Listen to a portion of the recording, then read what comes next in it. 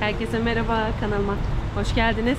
Yağmurlu bir Paris gününde güzel bir pasajın önünde, aşkım geçemedim senden. Güzel bir pasajın önünde videoya başladık. Buraya havaalanından gelmemiz 45 dakika sürdü. Çok ciddi bir trafik var. Efendim aşkım? 50. 50 mi sürdü? Trafikle değil mi? Evet. Çok gerçekten ciddi bir trafik var arkamda da. Biraz belki görebilirsiniz. Gezimize başlıyoruz. Burası Mandelain Kilisesi diye geçiyor.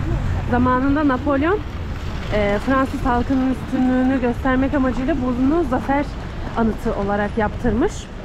Daha doğrusu yaptırmaya başlamış ama bitirememiş. O düştükten sonra, yani işte mevki olarak herhalde düştükten sonra burası kilise olmuş. Şimdi buradan gezimize başlayacağız. Buraya kadar Uber'le geldik. Şöyle Uber'le kaça geldik aşkım? 26 euro. 26 euroya geldik. Kişi başı bilet buraya 13 euro tek kişi. Havaalanından gelmemiz. O yüzden yani Uber daha mantıklıydı. Uber'le geldik. Burası yani anladığımız kadarıyla toplu taşımada, şu anda gördüğümüz kadarıyla diyeyim daha doğrusu, pahalı. Yani Berlin'de evimizden havaalanına toplam 1 saat 20 dakika sürmüştür herhalde. Evet. Evden çıkıp gitmemiz. Yani 10 euroya gittik diyebiliriz. 4.70 bir bilet. Aynen. Burada sadece bir kişi 13 euro. Buraya gelmek 26 euro. Şimdi kapıdayız. Kilisenin içine geldik. Biz içini birazcık camiye benzettik. Avizelere, kubbesi, yani diğer kiliselere göre hem dışı hem içi çok farklı. Ve bir ayine denk geldik. O yüzden aslında bitmesini bekledik. Şu an bitti. Kutsal su içiyorlar sanırım insanlar. Kamerada gözüküyor da orada insanların ne yaptığı anlaşılmaz. Biraz sonra biraz daha içerisine çekeceğim.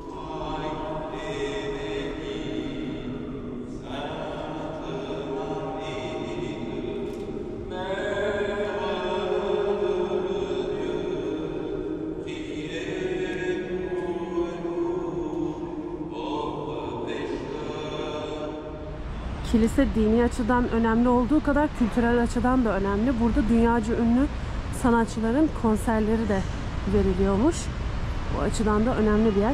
Yani sanıyorum şimdiye kadar gördüğümüz kiliseler içerisinde en farklısı buydu sanırım. Değil mi aşkım? Aynen, müze gibi. Yani evet. Farklı. Şey gibiydi, daha çok tapınak olarak adlandırılan böyle Roma dönemi şeyleri gibiydi. Evet. Daha farklı bir atmosferi vardı, yani böyle biraz daha doğanın içinde yer alan o tapınak denen işte Efes tarzı yerler gibi bir mimarisi var sizin de gördüğünüz gibi. Yani içerisi de diğer kiliselerden farklı, dışarısı da. Bence burası kesinlikle Paris'te gelmeniz gereken bir yer diyorum. Bu arada Paris'e ilk defa ikimiz de geldik. Uçaktan ineli 1 saat falan oldu. Dediğim gibi Uber'le geldik. Toplu taşımayı tercih etmedik şimdilik. Birkaç gün video çekimi için buradayız. Umarım beğenirsiniz. Şimdiden iyi seyirler. Kalem kağıtları elinize alın. Listenizi yapın. Ve geldik Concorde Meydanı'na. Burası hemen o kiliseden yürüme mesafesi. Ay, burası çok kayıyor. Kiliseyi şöyle bir göstermek istedim ama gösteremedim. Şu yolun hemen ilerisinde kilise var. Burası Concorde Meydanı. Buraya araba girmiyor.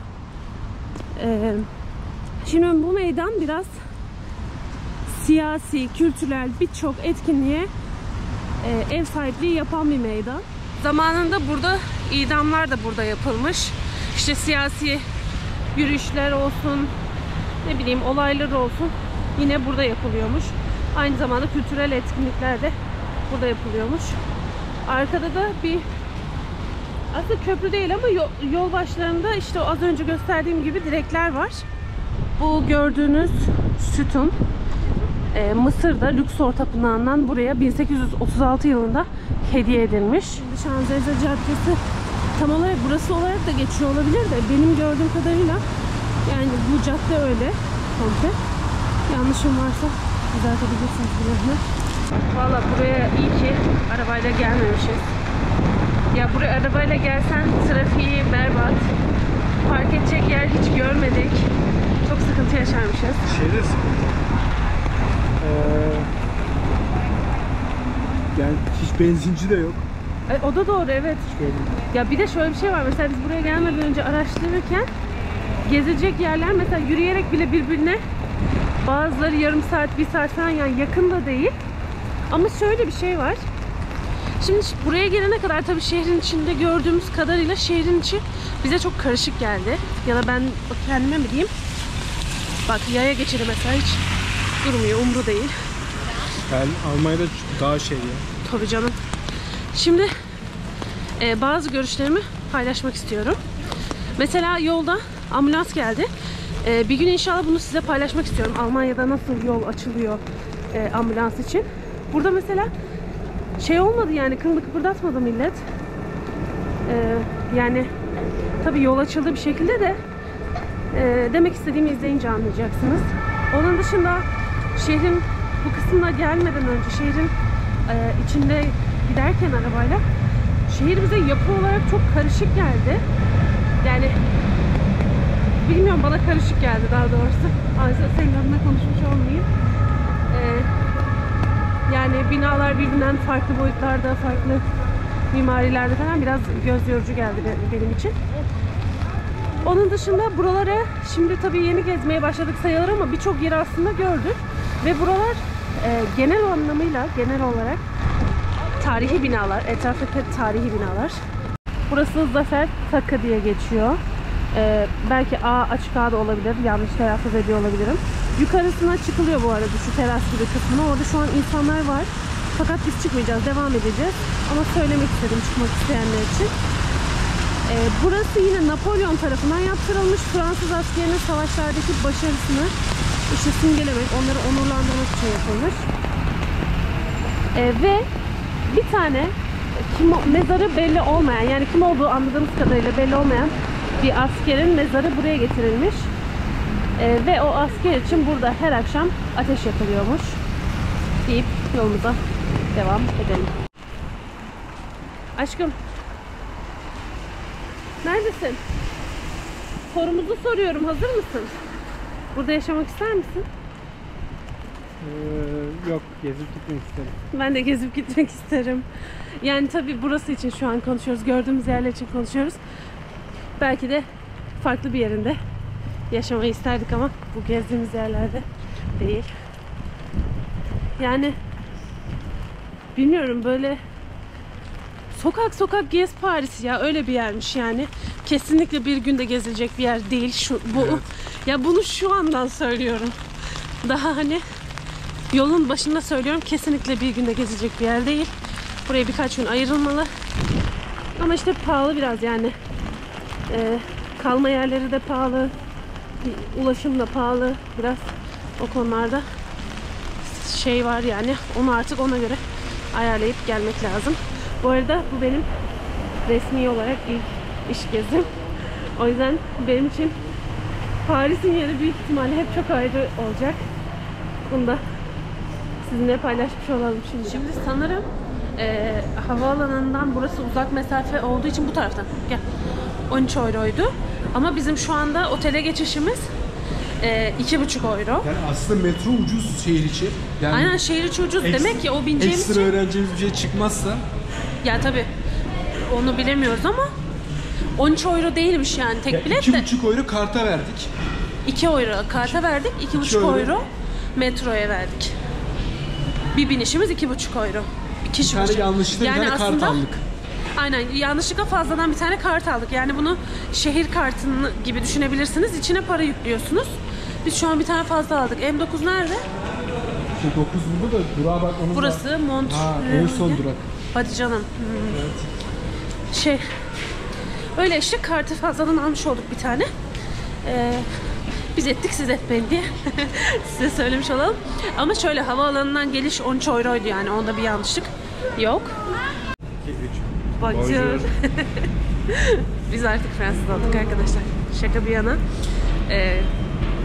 İkinci güne geçtik. Eşyalarımız çünkü anca kurudu. Bugün birazcık havada güneş var. Şimdi yine metrodayız. İndik. metrodan geleceğimiz yere doğru yürüyoruz. Daha doğrusu oraya nasıl gideceğimizi bulmaya çalışıyoruz. Şimdi şöyle, metroda durak nabisine okunmuyor. Türkiye'deki gibi değil. Ya da işte Almanya'daki gibi değil. Bak burası da aynı yere geliyormuş. Boşuna dolaştık. Şöyle orada bir karışıklık oldu. Yani kartımız okumadı falan. Sonra görevliye söyledik. O halletti. Böyle birisi karta basıyor falan. Herkes peşinden koşuyor. Herkes arkasından geçmeye çalışıyor. Çok değişik bir kaos ortamı vardı. Ne kadar görebildiniz onu bilmiyorum. Kimisi alttan geçiyor, kimisi üstten zıplıyor falan. Güvenlik görevlisi yok çünkü şeylerde. Şimdi 2 dakika duralım burada. Sonra devam edelim. Evet.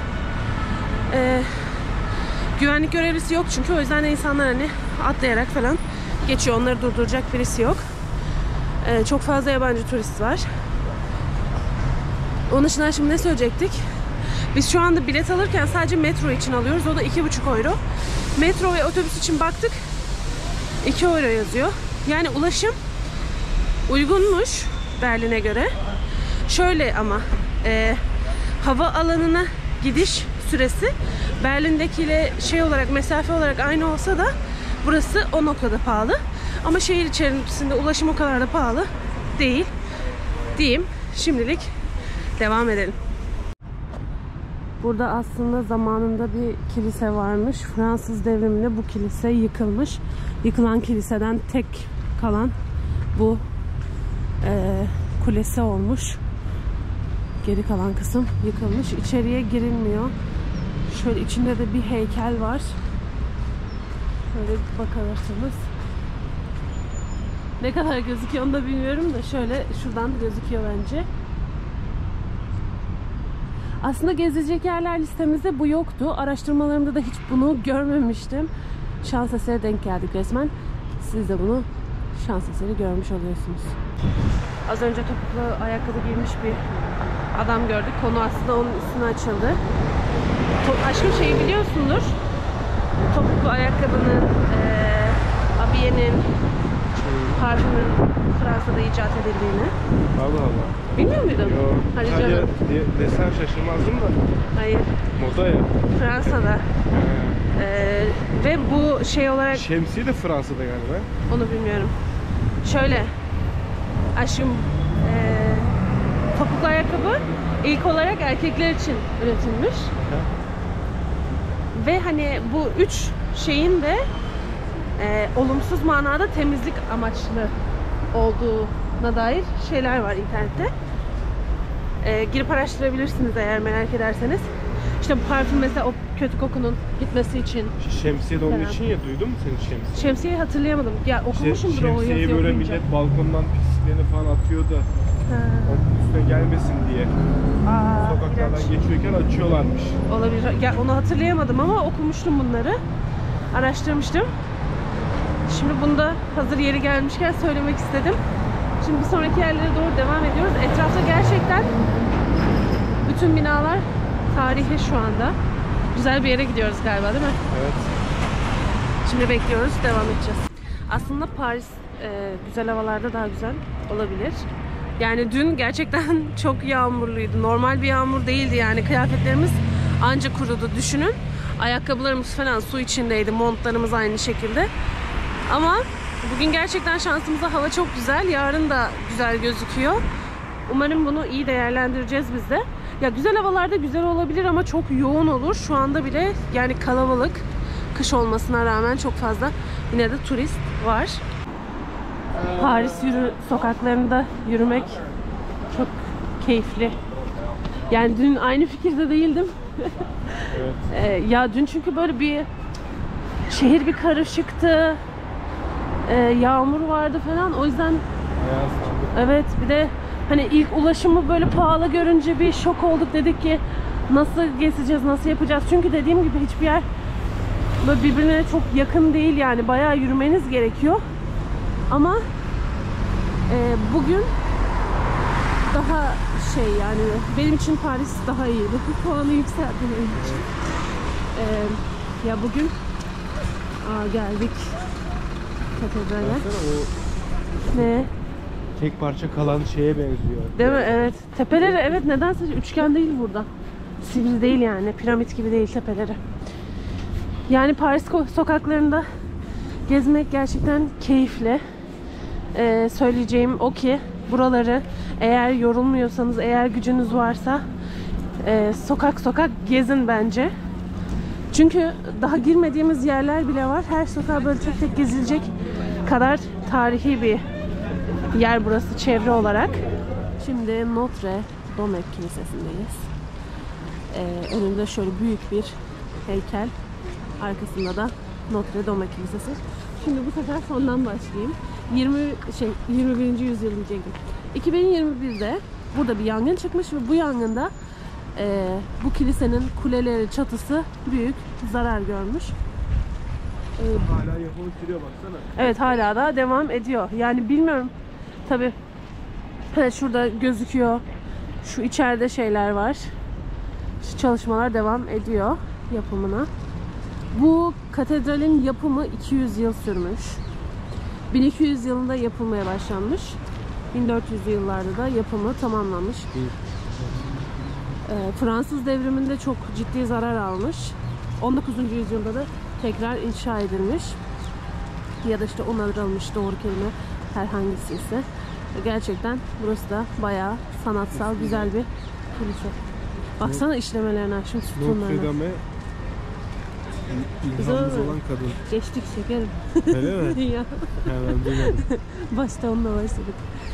Baksana sütunları, şeyleri. Ay, şimdi bayağı yalnız, farkında mısın? Her yerinde işleme var bunun. Evet. Bayağı şeyle. Ya çoğu zaten dini yapıt öyle. Camiler öyle, kiliseler, sinagoglar, hepsinde gerçekten sanat çok ciddi bir şekilde konuşturuluyor. Tabii hepsinin de birbirinden farklı yönleri var. Ya belli bazı kalıpları var aslında ama tabii ki hepsi birbirinin aynısı olacak diye bir şey de yok. O kalıplar hani değiştirilebilir gördüğümüz gibi. Arkamda da görüldüğü üzere çok fazla sıra var. İnsanlar bekliyorlar. Bu tarafta da insanlar oraya doğru gidiyorlar. Nedense şu merdivenlere çıkıp insanlar izliyor. Oradan bilmiyorum, farklı bir şey mi gözüküyor acaba ya? Anlayamadım. Oraya çıkıp oradan Ya tam bakıyorlar. cepheler olduğu için fotoğraf çekiyorum. Öyle mi diyorsun? Ben de gideyim oradan çekeyim o zaman. Bir yandan oraya gidelim aşkım. Çok fazla sıra olduğu için içeriye girmeyeceğiz biz. Devam ediyoruz. Ama tabii siz girmek isterseniz içerisine internetten de bakıp ona göre girebilirsiniz isterseniz. Sıradaki durağımıza doğru geldik. Şimdi size sırayı göstereceğim. Şapelin girişi için. Çok fazla insan var.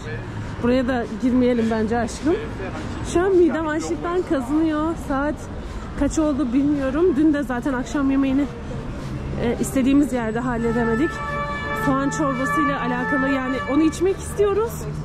Ama nerede içebileceğimizi henüz bulamadık. Yani ben gelmeden önce birkaç restoran bulmuştum. Onlar da olmadı şu anda. O yüzden dünkü açlık bugüne de yansıdı. Yani tabii dün bir şeyler yedik de ister istemez şey oldu. Bu kafe de çok tatlıymış. Şimdi şapele doğru gidiyoruz. Burası Sainte Şapeli. Yani Aziz Şapeli diye geçiyor. Yani şu içeride fark ettin mi aşkım? Bak şurası aslında kilise gibi. Aynen. Etrafı böyle şey gibi, saray gibi, yani surlar gibi falan. Burası zamanında kutsal emanetler burada saklansın diye yapılmış. İşte Hazreti İsa'ya takılan, ne deniyordu taca? Şöyle bir yer. Taca ne deniyordu? Dikenli taç. Ha, dikenli taç. Biraz parlıyor ama bence yeterince anlaşılmıştır diye düşünüyorum. Yani Böyle şey etrafı galiba burası. Gelenlerin çoğu buraya için geliyor galiba. Çünkü çok sıra var baksana. Olabilir, evet, bayağı sıra var gerçekten. Ama daha Eyfel'de falan da görmedik. Evet. Katedralde de gerçi çok sıra vardı aşkım. Evet, Ya tabii buralar yani bizim için kutsal mekanlar ne kadar şey görüyorsa buralarda Hristiyanlar için öyle. Tabii. Şimdi tarihini anlatalım. Benim unuttuklarımı da sen söyle. 1200 yılında inşa edilmiş.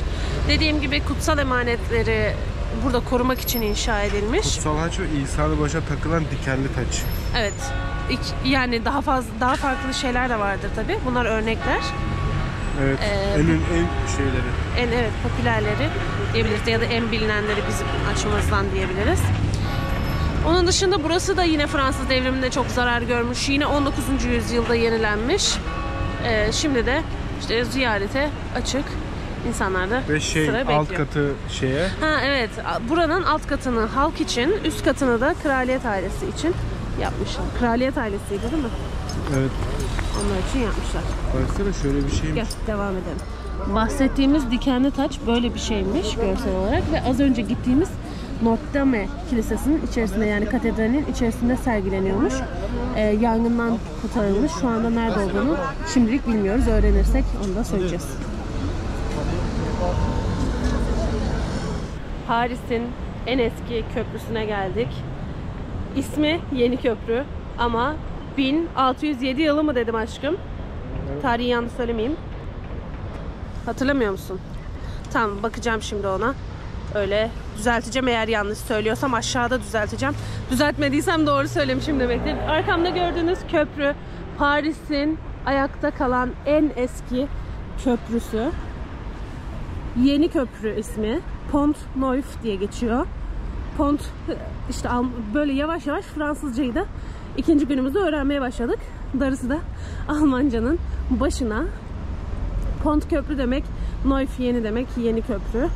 Size bir köprü daha göstereceğim. O köprüyü göstermeden önce de bu kilitlerle başlamak istedim. Ahmet Emin'le Elif 2025'te gelmişler. Bir ömür boyu mutluluklar diliyorum size ve diğer buraya kilit takan herkese. Geldik Paris'in Aşıklar Köprüsü'ne. Burası da Paris'in ilk demir köprüsü, ilk metal köprüsü. Diğer gördüğümüz köprü de hemen sağ tarafta. Orası anlattığım gibi Paris'in aslında ilk taş köprüsü değil de bu zamana kadar kalan en eski taş köprüsüydü. Burası da ilk yapılan metal köprüsüymüş. Aslında az önce videoya başladığım için burada da anket yapıyorlar. Neden yaptıklarını bilmiyorum. Hangi ülkeden geldiğini insanların bulmaya çalışıyorlar. Belki ödevleri olabilir. Öyle. Burada şimdi burası 1804 yılında inşa edilmiş bir köprü. Bu köprü Aşıklar Köprüsü denmesinin sebebi burada daha önceden bu cam şeyler yokmuş. Burası şu demir korumalıklardan sadece oluşuyormuş. İnsanlar buraya kilit takarak onun anahtarını denize attıkları zaman aşklarının ölümsüz olacağını düşünüyorlarmış. Aslında bunu bence birçoğumuz biliyoruz zaten, çünkü bu sadece burada yapılan değil, birçok yerde yapılan bir şey. Fakat devlet 2015 yılında o kilitlerin hepsini sökmüş ve burayı cam korumalıklarla kaplamış. Aslında bence daha iyi olmuş, hani korunaklık açısından, çocuklar açısından belki daha güvenilir olmuş. Ama hala burada bazı kilitler duruyor. İnsanlar kilit takmaya devam etmiş. Şurası az önce gördüğümüz taş köprü. Paris'in ayakta kalan en eski taş köprüsü. Şu orta kısım ada. O katedralin bulunduğu kısım, işte şapelin bulunduğu kısım aslında bir ada. Şu köprülerle birleştirilmiş. Bu taraf diğer parçaya bağlanıyor. O adayla bir alakası yok. Şimdi biz bu tarafta gezmeye devam edeceğiz.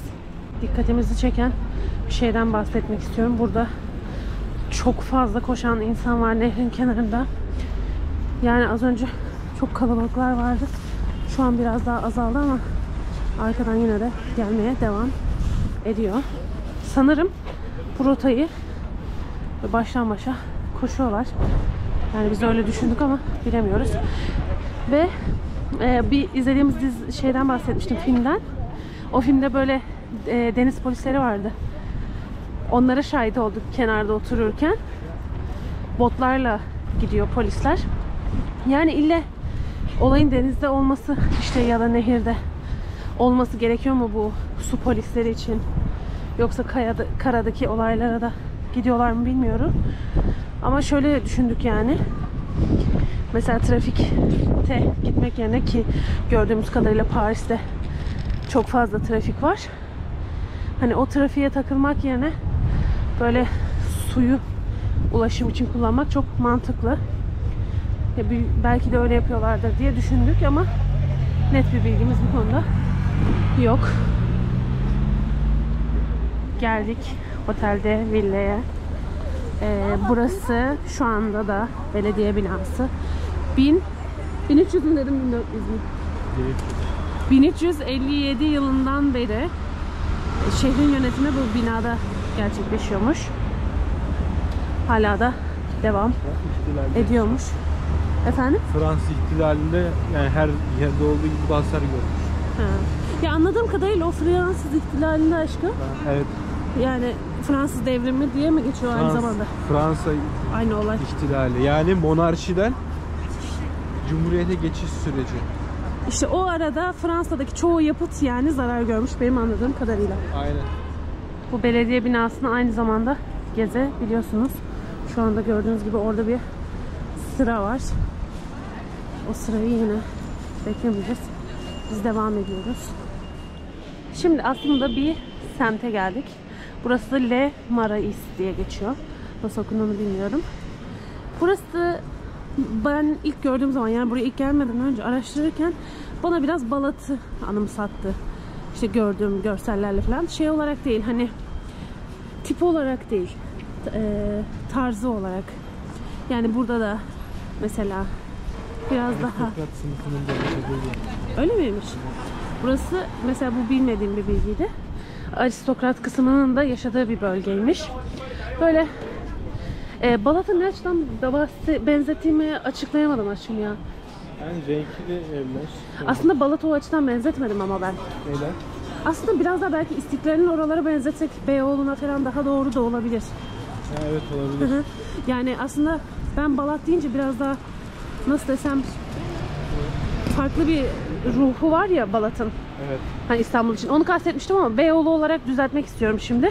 Çünkü tam olarak benim gözümden aynı gözükse de başkalarının gözünden aynı gözükmeyebilir. Şimdi Balat ne alaka olmasın. Yani Beyoğlu bence daha doğru bir tercih olur. Bir de şey yani canlıymış burada şehir. Onun için Beyoğlu'nun böyle bir özelliği var ya. Aynen. Bence daha Herkes isabetli. toplandı, aynen. Değil mi? Aynen. Beyoğlu diyelim, düzeltelim Balat hemen. biraz daha görsel. Aynen. Bu yaşam, gece yaşamı işte. Evet. Ya ben burayı işte ilk gördüğüm fotoğraflarda biraz o görsellik olarak şey olarak işte farklı bir ruhu olduğu için falan Balat diye düşünmüştüm de Beyoğlu'na değiştiriyorum ve bu konuyu kapatıyorum. Burası İstanbul'un Beyoğlu bence diyebiliriz. Burası aynı zamanda Yahudi mahallesiymiş aşkım. Yahudi Yani mahalle, evet. Yahudilerin ağırlıkta olduğu. Karşıya mı geçelim? Neden döndün? Bir şey yanıyor ama. Çöp işte. Ne? Çöp. Şimdi gördüm.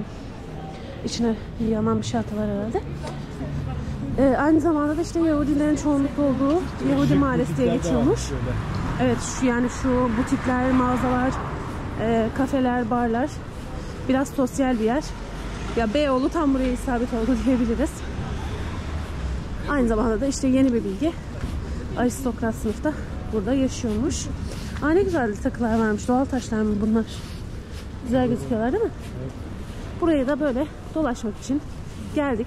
Siz gezi planınıza göre, vaktinize göre burayı dilerseniz eleyebilirsiniz. Nedendir bilmiyorum. Her yerde bir Mario ile alakalı bir şeyler görüyoruz. Bak evet. Orada da var. Sol tarafta da var. Daim de şeyi gördüm hani üstüne zıplıyor, çiçek çıkıyor borudan. O vardı var? Onu soracağım şimdi. Ne alaka? Allah Allah. Buranın Mario ile bir şeyi var herhalde. Yoksa Mario Fransız mı? Bilmiyorum ki. Öyle bir hikayesi olabilir mi? Bir bakalım, öğrenirsek size de söyleriz. Ve geldik sıradaki mekanımıza. Eyfel Kulesi'ne. Eyfel Kulesi'ni Paris'e gelip de bizim kadar erteleyen var mıdır bilmiyorum. İlk defa geldik Eyfel Kulesi'ne. Eyfel Kulesi'nin yapımına bence bunu anlatırken Eyfel Kulesi'ni arkamıza alalım. Gel dönelim. Eyfel Kulesi'nin yapımına 1887 yılında başlanmış, 1889 yılında tamamlanmış.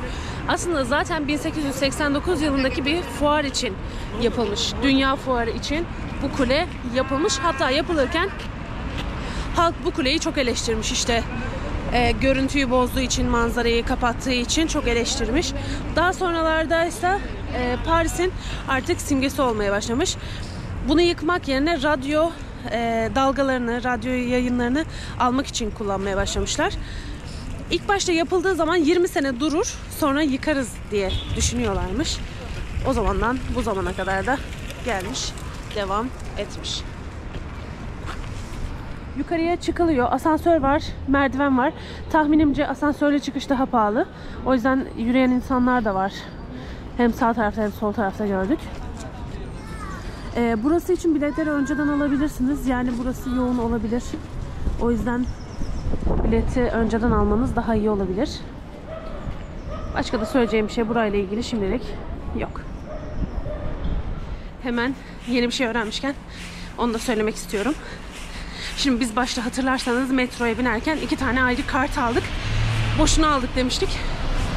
Boşuna değilmiş. Bir kartta 2 tane üst üste basılmıyormuş. Türkiye'deki gibi değil yani kartlar. Biraz daha bireysel gibi. Bunu da söylemiş olayım. Dedik ki bir de akşam görelim burayı, bakalım nasılmış. Şimdi biraz yakınına gideceğiz. Şahsen ben Eyfel Kulesi'ni gece daha çok sevdim. Aşkım sen?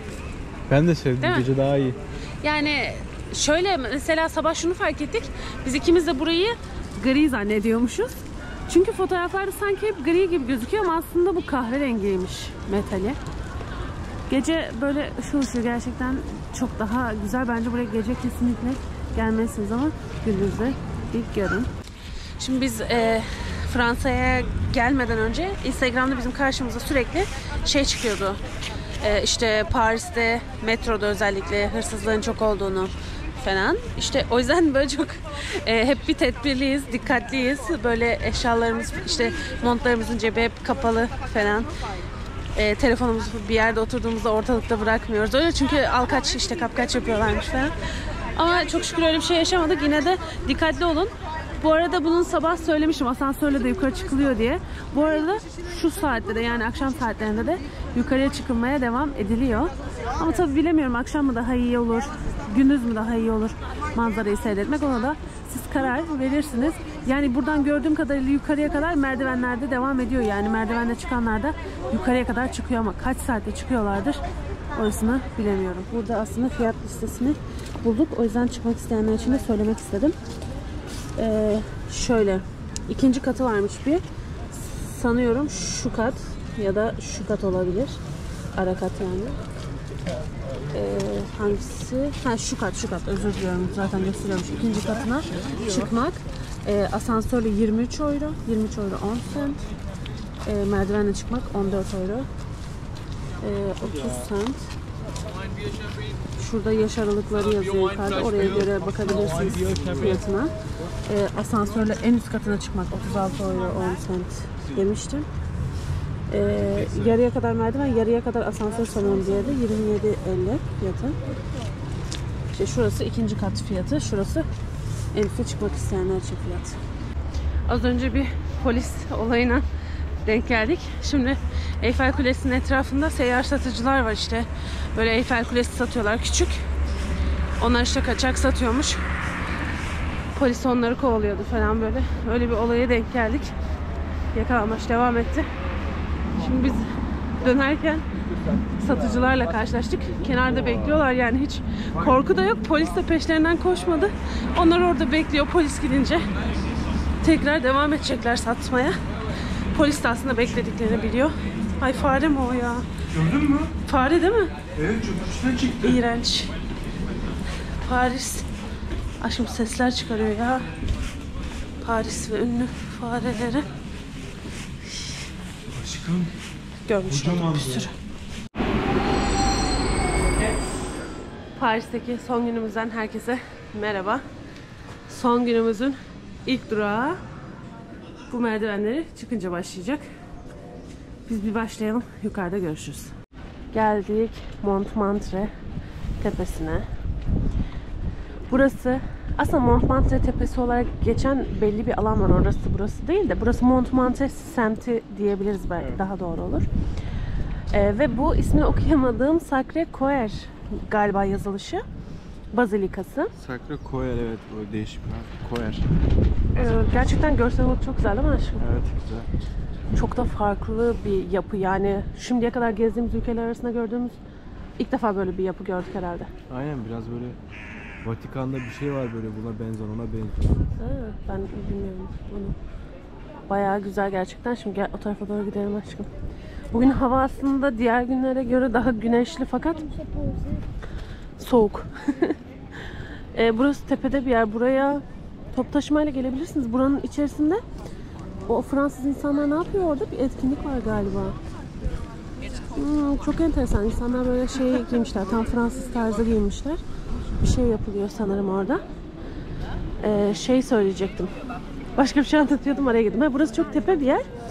Buraya toplu taşımayla gelin bence. Çünkü Paris insanı gerçekten yoruyor. Biz her yeri tabii bir de yürüyerek de gezdiğimiz için de olabilir. Çünkü sokak sokak gezmek de istedik. Buraya, hatta buralara bence ilk gün de gelebilirsiniz. Biz son güne bıraktık ama burası hani biraz dolanılacak da bir yer. Gerçi şehrin içi de öyle. Neyse, ona siz karar verirsiniz. Buraya gelen bir tren var. Ona binebilirsiniz aslında. Yani böyle küçük turist trenlerinden gelen bir tren gördük. Ona da binebilirsiniz. Şimdi burada başka bir tepe daha var. Oraya da gideceğiz. Montmartre Tepesi diye geçen alan. Aynı zamanda da Türkçe Ressamlar Tepesi diye de geçiyor. O da bu tarafta. Buraya kadar gelmişken oraya da geçeceğiz. Kedi yerim ya. Çok tatlı.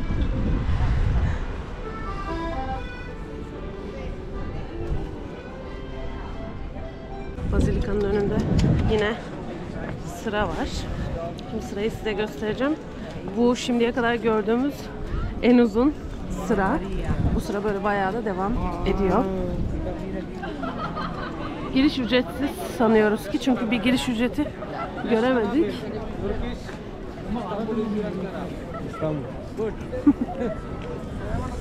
Buradan da manzarayı izleyebiliyorsunuz. Buraya tabii manzarayı çeken insanlar da var. Yani Bazilika gezilirdi ama bu kadar sıra bekleyemem. Bahsettiğim tren şu arkadaşlar. Ne güzel denk geldi böyle. Değil mi? Evet.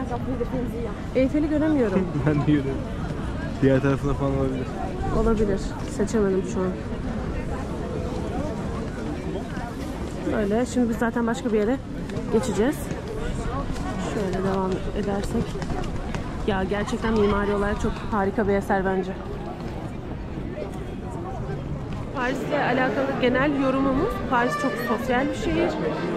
Çok fazla insan var sokakta. Yani özellikle Almanya'dan gelince bu dikkat çekiyor. Hani Türkiye'den şu an buraya direkt gelsek bu dikkat çekmez ama Almanya'da falan sokaklarda çok insan olmuyor. Bu kadar yoğun olmuyor. Burası bayağı yoğun. Burada resminizi çizdirebilirsiniz. Ya da işte buradan istediğiniz resmi satın alabilirsiniz. Şey diyor, değil mi? Aynen, burası işte Ressamlar Tepesi diye geçiyor. Aynı zamanda da işte Montmartre Tepesi diye de geçiyor. Ay, çok güzelmiş buralar. Buralarda böyle gezebilirsiniz. Ve bizim gezimizin son gününde verdiğimiz karar, gel şimdi şuradan gidelim, oradan büyük ihtimalle manzara gözüküyordur.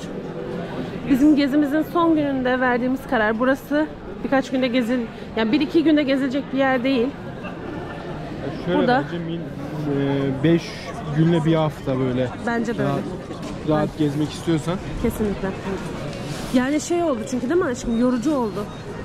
Tabii hani yorucu oluyor. Yani yorucu, taksiyle gitsen her yere gidebilirsin aslında. Yani.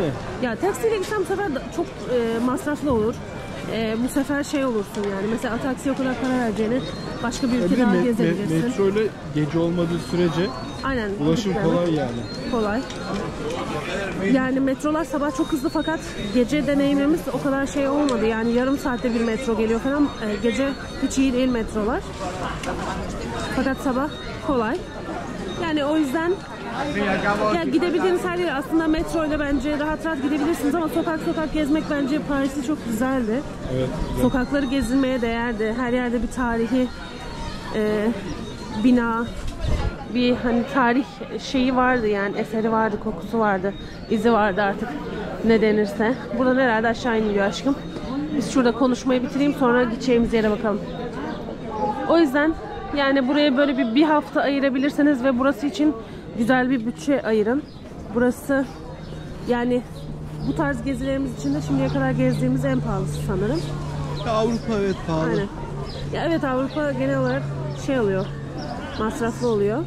Ya zaten kalma yerleri bir kere pahalı oluyor, o sıkıntı oluyor. Ya şöyle mesela kalma yeri zaten yani 3'te 1'i 4'te 2'si falan oluyor yani. Onun için böyle kalma yeri, karavan tarzı bir şey olsa öyle mesela. Çok iyi olur değil mi?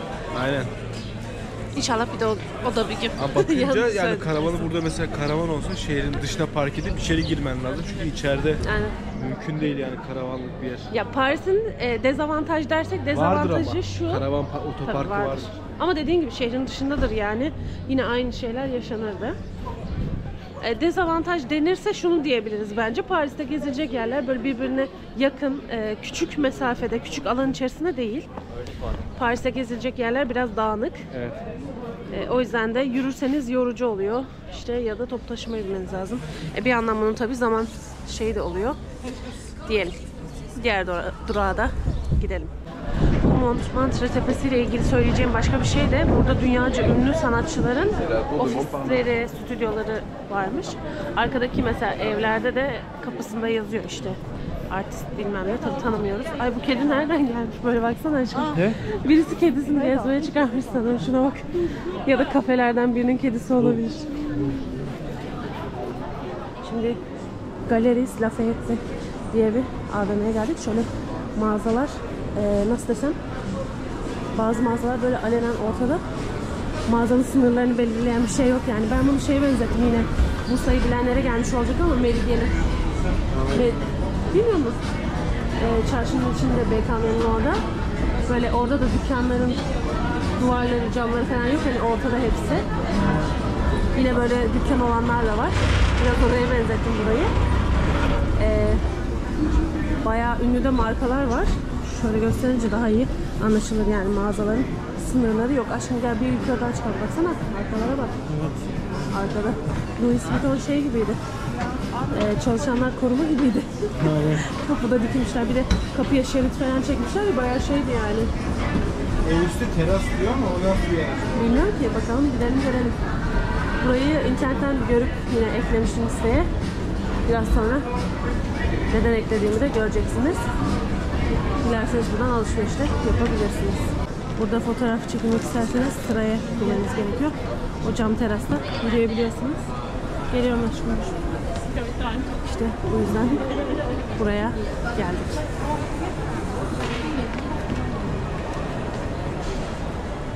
Burası da Paris Operası. Yine tarihi binalardan, meşhur binalardan bir tanesi. 1861 yılıyla 1875 yılı arasında yapılmış burası da. Hemen az önceki AVM'nin karşısında.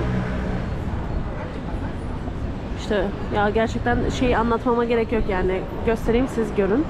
Şu her yerdeki o tarihi evler muhabbetini. Kendi sitesi mi aşkım? Operanın kendi sitesinden içeriği gezmek için fiyatına baktık ne kadar diye. Gezi ücreti 35 euro yazıyor. Dilerseniz gezebilirsiniz. Biz şimdi geziye kaldığımız yerden devam edeceğiz. Burası az önce girdiğimiz AVM'nin dışarıdan görüntüsü iki binada. Şurada da teras en üst kat var. Orada insanlar fotoğraf çekiyorlar, geziyorlar. Biz oraya çıkmadık. Giriş arka tarafındaymış. Zaten girmek isterseniz buraya dönmeniz lazım. O da fiyat yazıyor mu diye baktım, göremedim. İnternette zaten yazıyor. Şöyle binaya önden göstereyim. Burası opera binası. Devam edince harika bir meydana denk geldik.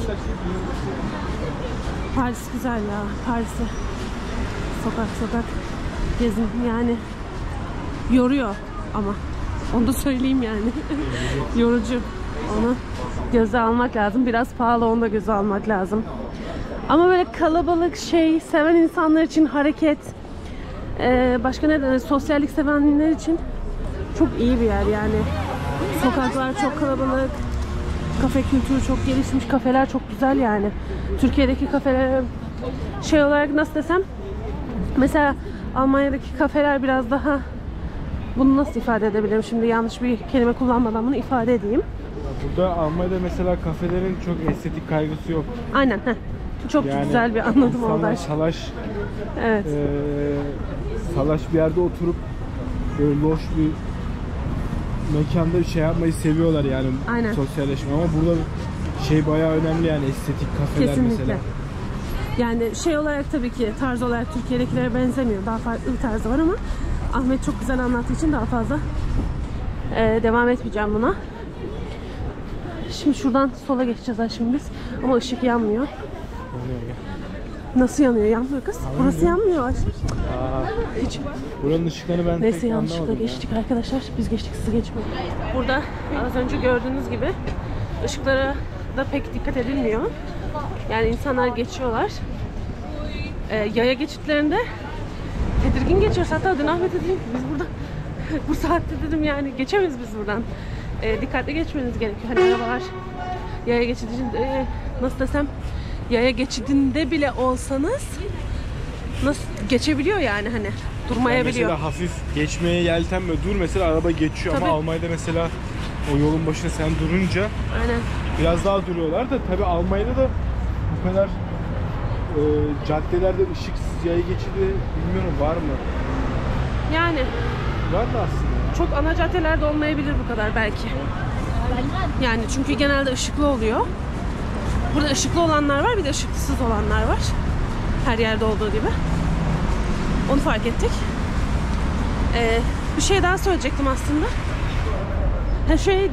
Dünkü olayı anlatayım. Yaya geçidinden karşıya geçeceğiz. Adam şimdi durmak istemiyor. Hızını hiç kesmedi yani. Biz mesela gerideyiz. Ona göre sol şeritteyiz. Adam sağa geçiyor. Biz sağa geçince sola geçiyor falan. Hani inatla durmadan geçmeye çalışıyor. Halbuki geri dönsem sıkıntı. Onu yani hesaba katmıyor. Onu sen düşün istiyor. Onları fark ettik burada. Ya bir de mesela insanlar kalabalıktan kaynaklı mıdır nedir bilmiyorum. Çarpan çarpana kimse özür dilemiyor falan. Böyle bir ortam var yani, biraz karışık ve kaotik bir ortamı var. Şu heykelin olduğu gördüğünüz yer, sütunun bulunduğu Vendôme Meydanı. Aşkım gel şuradan geçelim. Vendôme Meydanı. Burası da Paris'in ünlü meydanlarından bir tanesi. Bu heykel Napolyon zamanında dikilmiş. 1800'lü yılların sonunda da yıkılmış, sonra tekrar inşa edilmiş. Burası da bu meşhur meydanlardan bir tanesi. Paris gezimizi özetleyecek olursak metro ve metro. Metroda da bitirmek istedim bu gezi videosunu. İzlediğiniz için teşekkür ederiz. Gezmediğimiz yerler var. Onları yazacağım videonun kenarına. Ya özellikle yeraltı mezarlarında bizim aklımız çok kaldı açıkçası. Bir de Versailles Sarayı'nda. Versailles Sarayı biraz ters yönde kalıyor diğer yerlere göre. O yüzden ona vaktimiz olmadı. Yeraltı mezarlarına gitmeyi çok istedik fakat bilet bulamadık. Gelmeden önce de bulamamıştık. Burada da bulamadık. Onu öyle halledemedik. Onun dışında diğer yerleri de kenara yazacağım gitmek isteyenler için. Umarım faydalı bir video olmuştur. İzlediğiniz için teşekkürler. Kanalıma abone olmayı, videoyu beğenmeyi, yorumlarınızı, güzel yorumlarınızı özellikle bekliyorum. Kendinize iyi bakın. Hoşça kalın.